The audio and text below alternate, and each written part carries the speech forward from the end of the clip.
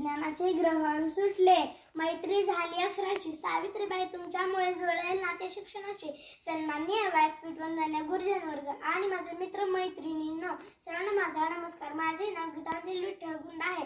आज 3 जानेवारी दरवर्षी महाराष्ट्रात 3 जानेवारी रोजी सावित्रीबाई फुले यांची जयंती बालिका दिन म्हणून साजरी केली जाते. मित्रांनो, सावित्रीबाई फुले या भारतातील पहिल्या स्त्री शिक्षिका होत्या.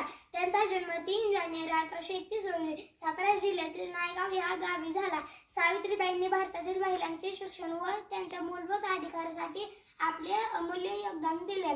सावित्रीबाई व ज्योतिराव फुले या पती-पत्नींनी इसवी सन 1848 मध्ये पुणे येथील भिडेवाड्यात मुलींसाठी पहिली शाळा काढली.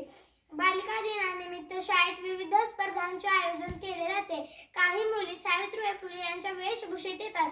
जाता जाता एवढेच म्हणेल की समाजाला जिने दिली ज्ञानाची सावली, धन्य ती क्रांती ज्योती सावित्री माऊली, धन्य ती क्रांती ज्योती सावित्री माऊली. धन्यवाद.